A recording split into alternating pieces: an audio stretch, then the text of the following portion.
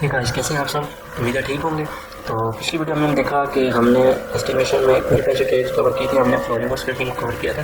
तो वो floor finish plan हमें गिवन था, उस पर हमने उसकी मार्किंग की थी। तो उसके बाद हम देखते हैं आज की सीलिंग कैसे कवर करते हैं। तो सीलिंग के लिए भी आपको रिफ्लेक्टेड सीलिंग प्लान एक होता है, वो गिवन रहेगा। तो जैसे कि मेरे पास गिवन है, ठीक है, अगर ये नहीं गिवन तो फिर आप उसकी एजम्पशन करेंगे। तो पहले आपने ढूंढने के सीलिंग प्लान गिवन है कि ये रिफ्लेक्टेड सीलिंग प्लान गिवन है आपको, और यहाँ पे वो लेजेंड भी बता रहा है कि इस लेजेंड का मतलब क्या है। और ये 3600 सीलिंग हाइट बता रहा है कि ये सीलिंग जो है वो 3600 फ्लोर फिनिश प्लान है। फ्लोर फिनिश से लेके इसकी सीलिंग की कितनी हाइट है वो 3600 mm है, मिलीमीटर। क्योंकि हम मीटर में काम कर रहे हैं तो ये mm में आएगा और स्टील वर्क है। अच्छा, इसमें वो बताता है कि ये सीलिंग कौन सी है। इस लेजेंड वाली सीलिंग जो है वो 10 mm प्लास्टर बोर्ड की सीलिंग है, थिकनेस ये है उसकी, और प्लास्टर बोर्ड लगा हुआ है। और वो सीलिंग बैटन्स पीछे उसके जो है वो सीलिंग बैटन्स लगे हुए हैं जिसके ऊपर वो होल्ड करती है, ठीक है, लटक रही है। और इसके बाद यहाँ पे वो इस सीलिंग की हाइट बता रहा है, और इसमें वो बता रहा है कि ये भी प्लास्टर बोर्ड की है, जो कि सीलिंग इसके बैक पे जॉइंट्स लगे हुए हैं, ठीक है, लकड़ी के पत्ते लगे हुए हैं, इस पर ये होल्ड करती है। इसके बाद ये दूसरी है जो कि वो सीलिंग जॉइंट्स लगी हुई है, और ये ड्रॉप सीलिंग है, ठीक है, बहुत ही यानी कि ये काफ़ी नीचे है, देख सकते हैं 24 mm, यानी कि नीचे काफ़ी। ड्रॉप का मतलब है ऊपर से काफ़ी लो हुई हुई है, यानी कि ऊपर सस्पेंडेड इसके सिस्टम लगा हुआ जिस पर ये लटक रही है, ठीक है। काफ़ी ज़्यादा डिस्टेंस है रूफ से लेके नीचे तक, यानी कि ड्रॉप सीलिंग कहते हैं उसको, ठीक है। और ये फ्लश सीलिंग है जो कि 3600, यानी कि बिल्कुल रूफ के साथ कह सकते हैं वो लोग। तो इसी तरह बस ये सीलिंग के कुछ नाम है। रैक सीलिंग होती है स्लोप में जो होती है, रैक का मतलब ही स्लोप है, ठीक है, कि ये एक इंक्लाइंड है, किसी एक एंगल पे लगी हुई है, कहीं से ऊपर है कहीं से नीचे है, तो इंक्लाइंड एंगल में लगी हुई है। और ये कौन सी सीलिंग है? ये जेम्स हार्डी की का बोर्ड लगा हुआ है इस पर, और ये किस पे फ्लश है, फ्लश जुड़ी हुई है, यानी कि सस्पेंडेड नहीं है। एक होता है सस्पेंडेड सिस्टम सीलिंग का, एक होता है फ्लश सीलिंग। फ्लश सीलिंग होती है जो कि बिल्कुल रूफ के साथ लगी है, एक होती है सस्पेंडेड। जो सस्पेंडेड होती है वो लटक रही होती है, उसके पीछे एक पूरा सिस्टम लगा होता है जो कि उसको हैंग कर रहा होता है, लटका सस्पेंड कर रहा होता है, ठीक है। और बस ये चीज़ है। और वेरांडा का सोफिट जो है वो बाहर भी सीलिंग आती है आपको पता है, जैसे कि ये बाहर ओपन आउटडोर एरिया था, तो इसमें वो जेम्स हार्डी की वो सीलिंग दे रहा है, तो इसको मैंने अलग से मार्क किया। और ये जो सीलिंग है ये अलग से मैंने मार्क की है, जो कि 3 सोफिट का है। तो अगर हम इसको बिल्कुल ऑफ कर दें तो यहाँ पे आपको क्लियर आइडिया हो सकेगा कि कैसे आपको डिफरेंशिएट करके बता रहा है सीलिंग की। तो सिंपल आपने क्या करना है, बस इनको देखना है, रेट करना है डायरेक्ट, को सिंपल इसका एरिया मार्क कर देना कि जो सी सीलिंग है उस सीलिंग के नाम से उसका एरिया मार्क कर देना। जैसे कि ये सीलिंग कौन सी है, यहाँ पे भी क्रॉस साइड में भी आपको पता लग रहा होगा, ये सीलिंग ये वाली है, ठीक है। तो इसमें आपको मजीद भी आपको बता रहा है कि ये सीलिंग ये वाली है, ठीक है। तो आप यहाँ पे मार्किंग जब करेंगे तो वो इस तरह करेंगे जैसे मैंने यहाँ पे कर दिया, ठीक है।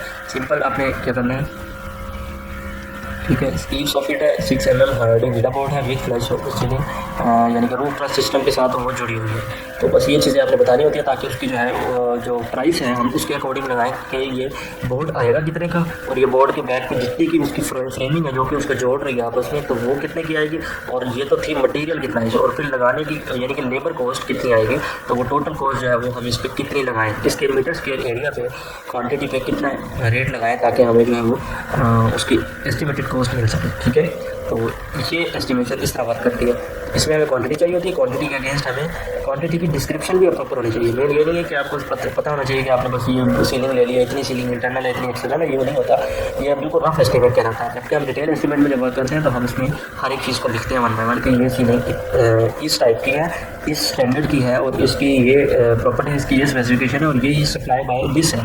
यानी कि कोई अगर कंपनी सप्लाई कर रही है तो कंपनी का नाम लिखेंगे हम, ताकि क्लाइंट को, प्राइस डालने वाले को ये पता हो कि ये किस जगह से मुझे ख़रीदनी है। तो ये उसी जिस क्लाइंट यानी कि जिस कंपनी से ख़रीदनी होगी ये उससे रेफरेंस यानी कि उसकी कोटेशन लेगा, उससे उसकी प्राइस पूछेगा। तो जो मार्केट की अवेलेबल प्राइस होगी वो आप इंसर्ट करेंगे इसके। बिल्कुल ऐसे ही हमें जो है फिर लेबर उसके अगेंस्ट देखनी पड़ेगी कि इस पूरे सिस्टम को लगाने के लिए मुझे कितनी लेबर रिक्वायर्ड होगी, यानी कितने घंटे लगेंगे, तो वो लेबर रेट पर आवर के हिसाब से वो निकल आती होती है। तो ये हिसाब होता है कि प्राइसिंग करते हुए इशू होता है, इसलिए हमें डिस्क्रिप्शन प्रॉपर लिखना चाहिए, ठीक है। तो ये डिस्क्रिप्शन आप देख सकते हैं, मैं पहले से ही जब मार्किंग करता हूँ तो मैं डिस्क्रिप्शन प्रॉपर लिख देता हूँ, ताकि मैं जब बाद में डाटा यहाँ से ले रहा हूँ एस्टिमेशन में जाके, ये मेरा डाटा सारा स्टोर हो रहा है, तो ये डाटा मैं यहाँ से डायरेक्ट कॉपी पेस्ट करके अपने एक्सेल शीट जो कि मैंने ये बनाई हुई है आप देख सकते हैं, जैसे कि ये एक्सेल शीट्स है मेरी, ठीक है। तो इसमें मैं यहाँ पे अपना फ्लोरिंग जो है वो मैं आपको दिखाता हूँ। फ्लोरिंग वो मैं कैसे की हुई है ये देख सकते हैं, मैंने tile flooring at wet area, इसकी डिटेल नहीं थी क्योंकि मैं सिंपल इसमें डाल दिया मैंने, और इसमें मैंने लिख दिया नॉन स्लिप टाइलिंग है ताकि मुझे इसका पता था। और इसी तरह मैं यहाँ पे सीलिंग भी दिखा देता हूँ आपको, सीलिंग का मैंने डाटा कैसे एंटर किया,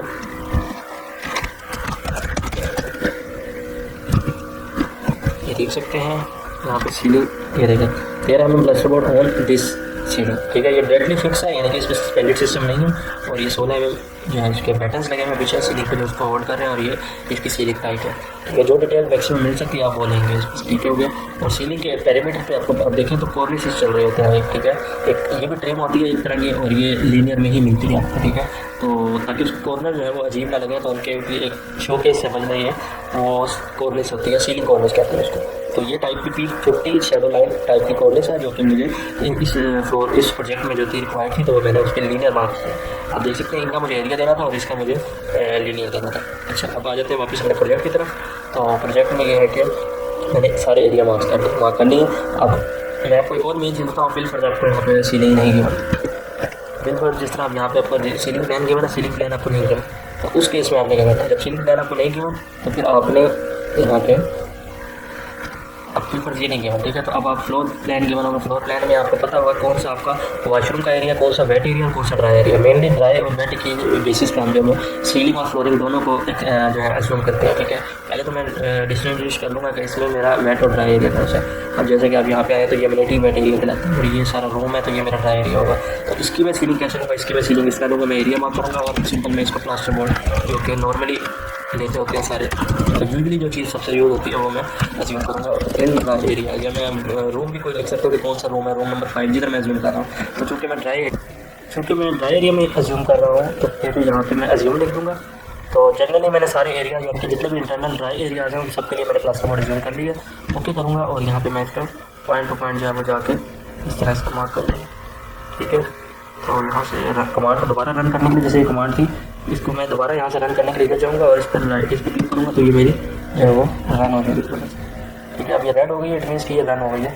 अब इसका पॉइंट टू पॉइंट जा सकते हैं, तो मैं इस तरह ये पॉइंट टू पॉइंट जाके इसको मैं ड्रा कर लूँगा। देखो इसमें जाहिर सी बात ये दीवार नहीं आएगी, तो इसमें आप इस तरह इसकी मार्किंग कर सकते हैं, ठीक है। मज़ीद इसमें आप क्लैरिफाई करने के लिए जूम कर सकते हैं।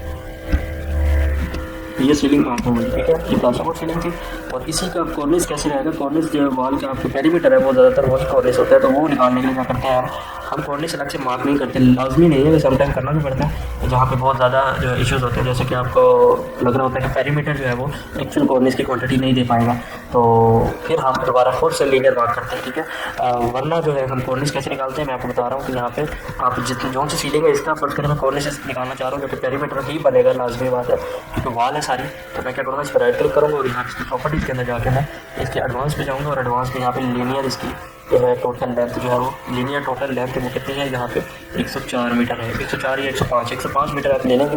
तो इसका आप मेजर करें, जब लेंथ मेजर करेंगे तो वो बनेगी भी तकरीबन इतनी ही। आपको मेजर करके भी दिखा देता हूँ कि आप यहाँ पे पॉइंट टू पॉइंट भी जा सकते हैं और इसका आप बॉक्स भी ड्रा कर सकते हैं। तो मैं बॉक्स ड्रा कर लेता हूँ सिंपली, और ये बॉक्स ड्रा हो जाएगा, इस पर क्लिक करें और इसको आप पॉइंट टू पॉइंट ड्रैग कर लें इस तरह, और ये आपका तकरीबन कितना बन रहा है,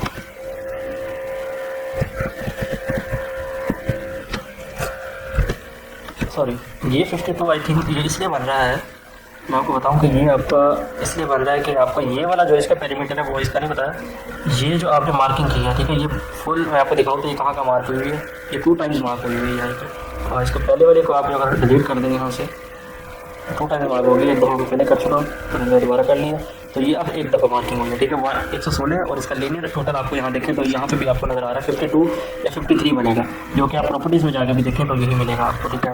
क्योंकि पहले जो कॉर्निस की क्वांटिटी थी वो डबल दे रहा था आपको, जो टोटल एरिया की थी ना, तो ये 53 आ गया, ठीक हो गया। तो ये इस तरह आपको मिलती है। अच्छा, अब इसके बाद आते हैं moisture resistant plaster board. Moisture resistant में यह कि वेट एरिया में सारा जितना भी होगा वो प्लास्टर बोर्ड नहीं होगा, वो मॉइस्चर रेजिस्टेंट प्लास्टर बोर्ड होगा तो प्लास्टर बोर्ड ही, लेकिन उसकी मज़ीद जो है वो उसमें आइडेंटिफिकेशन या उसको मॉडिफिकेशन कह सकते हैं, वो जो की हुई है वो है मॉइस्चर रेजिस्टेंट, यानी कि उसमें पानी की जो है वो रेजिस्टेंट है, पानी का वो एब्जॉर्ब नहीं करता उस तरह जिस तरह नॉर्मल जो है प्लास्टर बोर्ड करता है। तो moisture resistant plaster board ceiling है वो मैं वेट एरिया में कंसीडर कर रहा हूँ, तो मैं ये लिखूँगा इसके साथ कि मैं एरिया में कंसीडर कर रहा हूँ और एज्यूम लिखूँगा साथ, ताकि पता लग सके बाद में कि ये चीज़ मैंने एज्यूम की। और यहाँ से मैं दोबारा इसको ओपन करूँ तो ये देख सकते हैं ये मैं वेट एरिया में बात की, ठीक है। तो वेटेरियम इस तरह मार्क करेंगे और इसका पेरीमीटर जो होगा वो आपका कॉर्निस के आएगा, मास्टर इसका प्लास्टरबोर्ड का कॉर्निस मिल जाएगा, ठीक है, जो कि 19 मीटर ही बन रहा है, ठीक हो गया। अच्छा, अब दूसरी सीलिंग पे आ जाते हैं जो कि आउटर सीलिंग होती है, जो कि सोफिट कहलाती है। तो सोफिट जो है वो आपको क्यों रिक्वायर्ड होता है, एक्चुअली सीलिंग ही क्यों रिक्वायर्ड होती है? सीलिंग का मेन पर्पज़ ये होता है कि आपको फिनिश दिखा सके, यानी कि अगर आप घर के अंदर आते हैं तो आपको छत की तरफ देखें तो आपको सारा जो है वो रूफ की फ्रेमिंग जो कि ट्रसेस या बैटर्स वगैरह टिम्बर की फ्रेमिंग वो नज़र आ रही होगी, जो कि एस्थेटिकल पॉइंट ऑफ व्यू से बहुत बुरा लगता है, ठीक है, देख के। तो जब पूरा घर फिनिश हो, अच्छा खूबसूरत बनाया हो, तो वो फिनिश के लिए हम इंटरनल जो है वो सीलिंग को भी कवर करते हैं, यानी कि रूफ को भी कवर करते हैं। तो उसको जो कवर करने के लिए चीज़ यूज़ होती है उसको हम सीलिंग का नाम दे देते हैं, ठीक है। तो सीलिंग जो है ऐसा फिनिश के तौर पर यूज़ की जाती है। तो इंटरनल भी छुपाई जाती है रूफ की फ्रेमिंग, उसके लिए प्लास्टरबोर्ड और मॉइस्चराइज्ड प्लास्टरबोर्ड मटेरियल में। और इसी तरह आउटर जितनी हम रूफिंग होती है, आउटर अगर रूफिंग आ रही है, फर्ज करें रूफिंग मेरी इतने एरिया में आ रही है सिर्फ और सिर्फ, ठीक है, और फर्ज करें इससे आगे कहीं भी नहीं आ रही, इससे आगे नहीं आ रही, तो इससे आगे सीलिंग भी नहीं आएगी। सीलिंग भी सिर्फ उधर ही आएगी जहाँ पे, क्योंकि सीलिंग लगाने के लिए एक ऐसे ऊपर एक फ्रेमिंग रिक्वायर्ड है। फ्रेमिंग जो रूफ की फ्रेमिंग जो होती है उसी के साथ सीलिंग को भी जोड़ दिया, चिपका दिया जाता है। तो इसलिए जहाँ जहाँ रूफ आएगी वहाँ सीलिंग आएगी, सोफिट आएगा, ठीक है। तो मैं सोफिट बात करूँगा तो मैं उसके लिए लिख देता हूँ FC soffit and external areas और रोज हेलोजेंटिक्स, ठीक हो गया।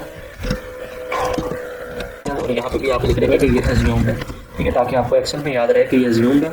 और इसका जो एज्यूम चीज़ें होती हैं उनका आपको क्लाइंट को बताना पड़ेगा मैनुअली, उसको प्रॉपर एक हर एक पॉइंट बनाना पड़ेगा कि we have assumed FC soffit in external areas because we don't found any proper detail for this, ठीक है। तो आपको प्लीज़ कंफर्म और please confirm inclusion in scope of work, यानी कि क्या ये आपको क्वांटिटी चाहिए या नहीं चाहिए, क्योंकि यहाँ पे कोई डिटेल नहीं थी और मैंने खुद से अज्यूम की है, प्लीज़ कंफर्म। तो इस तरह की आपको नोट देने पड़ेंगे, ठीक है, ताकि क्लाइंट को पता लग सके कि इस बंदे ने जो काम किया मुझे नोट्स की फॉर्म में वो आपका सारा काम नहीं चेक करेगा, वो कभी भी इस पर जो है वो अपना सरदर्दी नहीं लेगा इस चीज़ की। वो सिर्फ आपको क्वान्टिटी और रेट से उसको काम करती है। वो क्वान्टिटी भी नहीं वो देखता, वो ज़्यादातर रेट देखता है अपना कि मेरा रेट कितना बन रहा है।